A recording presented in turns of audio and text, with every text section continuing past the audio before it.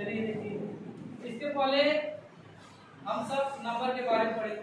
किसके बारे में पढ़े हैं? नंबर के बारे में पढ़े। यानी कि नंबर के बारे में पढ़े और नंबर के टाइप्स पढ़ चुके हैं। ठीक है?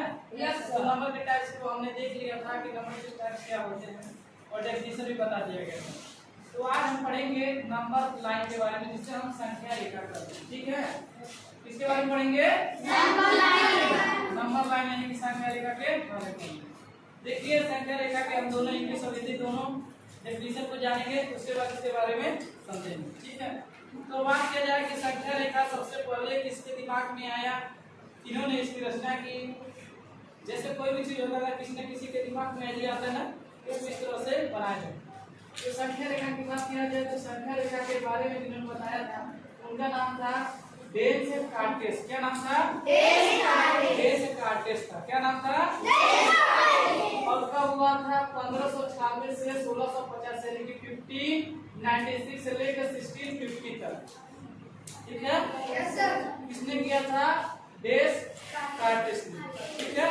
संख्या रेखा। अब संख्या रेखा के बारे में हम जान लेते हैं कि संख्या रेखा क्या होता है, यानी कि नंबर लाइन क्या होता है। तो संख्या रेखा क्या होता है? संख्या रेखा जो होता है यह एक सीधी सरल रेखा होती है। क्या होती है? सरल रेखा। यह एक सीधी सरल रेखा होती है और सरल रेखा होने के साथ साथ जिसमें पैमाने की तरह समान अंतराल पर विभाजन अंक होते हैं। पैमाने की तरह समान अंतराल पर विभाजन अंक होते हैं, उसे हम क्या कहते हैं? संख्या रेखा कहते हैं। ठीक है? अगर इंग्लिश में बात किया जाए, a number line is a simple straight line. A number line is a simple straight line consisting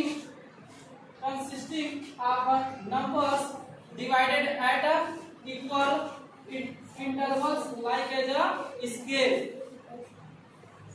equal interval का जो मतलब होता है समान अंतराल होता है। क्या होता है? समान अंतराल। यानी कि equal interval like as a scale, यानी कि समान अंतराल पर एक पैमाने की तरह समान अंतराल पर क्या होती है? विभाजन अंक होते हैं, जिसे हम कहते हैं consisting of number divided. Divided का मतलब होता है विभाजन और कंसिस्टिंग ऑफ नंबर डिवाइडेड का मतलब हो जाता है पैमाने की तरह समान अंतराल पर विभाजन अंक। ठीक है? तो समझ में आ गया इसका डेफिनेशन क्या होता है? Yes sir. अगर संख्या के बारे में बात करें तो संख्या के बारे में हम आप लोगों को बता चुके हैं संख्या क्या होता है। ठीक है? जिसे हम मेजरिंग करने के लिए और कैलकुलेटिंग करने के लिए यूज करते हैं मैथमेटिक्स में। देखिए यहाँ पे जो होता है संख्या रेखा पर बने चिन्ह को हम क्या कहते हैं? हैच मार्क से कहते हैं। ठीक है? अब संख्या रेखा पर जो चिन्ह होता है वो चिन्ह कैसा होता है उसे कहते हैं। देखिए यह आपका संख्या रेखा होता है। क्या होता है? संख्या रेखा। संख्या रेखा को हम जैसे देखिए बीच में जीरो लिख देते हैं, जीरो से स्टार्ट होता है। अगर इसके लेफ्ट में जाएंगे,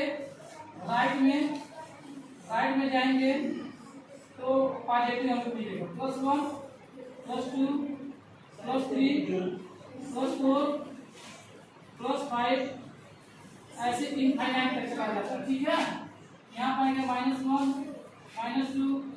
-3 -4 -5 अनंत तक चला जाता है। ठीक है? अब इसमें देखिए रेखा, अगर संख्या रेखा पढ़े तो रेखा के बारे में जानना बहुत ही जरूरी है। तो रेखा के बारे में भी हम जान लेते हैं। ठीक है? आइए, रेखा को इंग्लिश में लाइन कहते हैं। और लाइन क्या होता है? लाइन वह होता है whose which have no length and width, या भी कहते हैं यानी कि इसका मतलब होता है चौड़ाई और कॉर्डर लाइन, यानी कि संख्या रेखा उसे कहते हैं जिनके पास कुछ ज्यादा तो कोई चौड़ाई होता है और न तो कुछ लंबाई होता है, यानी वो अनंत तक लंबाई में अगर बात करें तो अनंत तक चला जाता है और चौड़ाई की बात करें तो पतली से पॉइंटों का एक ग्रुप होता है। रेखा जो होता है अनंत पॉइंटों से मिलकर बना होता है। रेखा किससे मिलकर बना होता है? अनंत पॉइंट यानी कि अनंत बिंदु से मिलकर रेखा बना। तो रेखा के बारे में आप समझ गए? रेखा है इसे हम हैच मार्क कहते हैं। क्या कहते हैं? हैच मार्क कहते हैं। ठीक है? आइए अब इसमें हम जानेंगे कि इधर से जब हम इधर जाएं यहाँ पे हमारा देखिए इसे हम दायां बोलते हैं और इसे हम क्या बोलते हैं बायां। इसे हम इसे इंग्लिश में अगर कहें तो राइट, इसे कहते हैं लेफ्ट। ठीक है, जब 0 से हम बाएं यानी कि लेफ्ट की तरफ आते हैं तो हमको ऋणात्मक चिन्ह के साथ अंक हमको मिलते हैं, और वही जब 0 से अगर दाएं की तरफ जाते हैं तो हमको धनात्मक चिन्ह मिलते हैं। ठीक है, अब देखिए यदि संख्या रेखा की बात की जाए तो संख्या रेखा पर हम जोड़ना, घटाना और गुणा, इसमें इन सारी चीजों को हम सीखेंगे। इसमें कुछ कॉमन चीजें हैं जो बहुत जरूरी हम लोगों के लिए जानना है। ठीक है, तो हम सभी लोग जानेंगे, सभी लोग सीखेंगे इसके बारे में। ठीक है, तो आइए सीखते हैं। यदि देखिए आपसे पूछा जाए कि -5 बड़ा है या -1 बड़ा है, तो देखिए संख्या रेखा यह बताता है कि जैसे आप 0 से लेफ्ट यानी कि बाएं की तरफ जाएंगे तो क्या होगा, जो सबसे छोटी संख्या होगी वही सबसे बड़ी संख्या होगी, और जो सबसे बड़ी संख्या होगी वही सबसे छोटी होगी।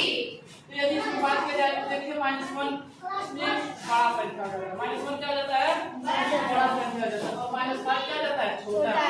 क्यों आखिर नहीं? अच्छा ये बताइए, अगर आपके पिताजी सुनो है, मान लीजिए अगर आपको 10 समझ में आ रहा है कि सर -5 छोटा क्यों हो जा रहा है, -1 बड़ा क्यों हो जा रहा है, तो हम इसको समझते हैं, अपने आम भाषा में समझिए। ठीक है, जैसे कि आइए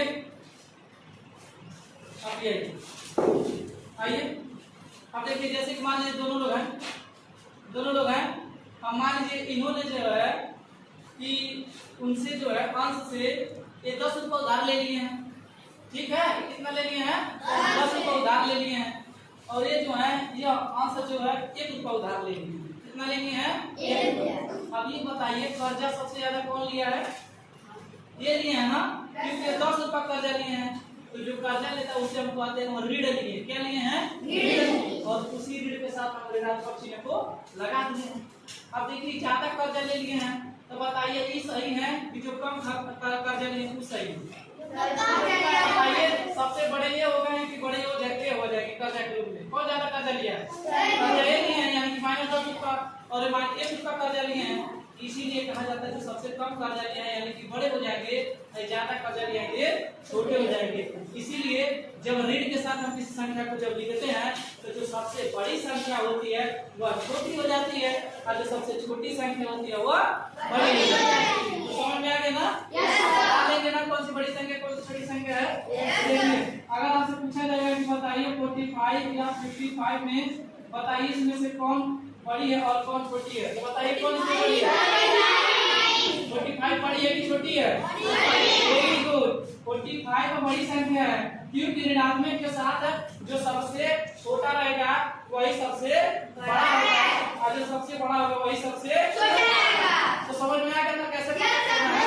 यानी कि जो सबसे ज्यादा कर्जा लिया रहेगा वो छोटा रहेगा, और जो सबसे कम कर्जा लिया रहेगा वो बड़ा रहेगा। समझ में आया कि नहीं? तो अब इसमें आगे देखिए, अब पॉजिटिव और नेगेटिव देखा जाए तो बताइए -1 बड़ा है कि 1 बड़ा है? -1 बड़ा है कि 1 बड़ा है? नहीं, यही बात है। देखिए हम लोग जब यहाँ से राइट के साइड करेंगे 0 से तब कौन बड़ा हो जाएगा? हमेशा धनात्मक।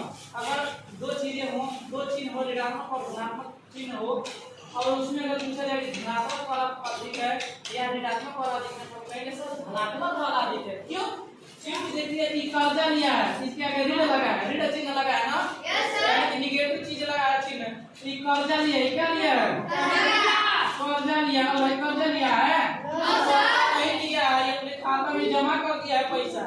तो बताइए इसमें से बड़ा कौन होगा? जो खाता में पैसा जमा किया वो बड़ा होगा जब कर्जा लिया रहेगा। हाँ, जो खाता में पैसा जमा किया रहेगा यानी कि 1 बड़ा हो जाएगा। समझ में आ गया? 1 के साथ प्लस चिन्ह है और माइनस 1 के साथ माइनस चिन्ह। समझ में आ गया? ऐसे अगर आपको पूछा जाए कि बताइए -55 बड़ा है कि 55 बड़ा है, तो बताइए कौन बड़ा है? 55 बना है क्योंकि है तो कर्जदार है, ये तो कर्जा लिया है तो कर्जा भरेगा 55 रुपया, तब तो 55 रुपया अलग से बिल कमाएगा। लेकिन अगर बात की जाती 55 जो है देखिए 55 हजी के क्योंकि ये कर्जा नहीं लिया है, बैंक में पैसा जमा कर दिया है। समझ आया कि नहीं आया? समझ आया? यानी कि 55 आपका बड़ा हो जाएगा और -55 तो संख्या के बारे में कुछ आइडिया आपको आ गया, समझ में आया कि नहीं? अब इसी संख्या के बारे में हम लोग क्या करेंगे, इसी संख्या रेखा पर हम लोग जोड़ना सीखेंगे, घटाना सीखेंगे और गुणा सीखेंगे। जिसे एडिशन करते हैं यानी कि ऐड, सब्ट्रैक्ट सब्ट्रैक्शन और यानी कि मल्टीप्लाई यानी कि मल्टीप्लिकेशन और डिवाइड यानी कि डिवीजन। ठीक है। अब नेक्स्ट जो है पार्ट में हम लोग इसमें जो है जोड़ घटाना या एडिशन सब्ट्रैक्शन सीखेंगे। अब जो है आपका क्लास लेंगे बिना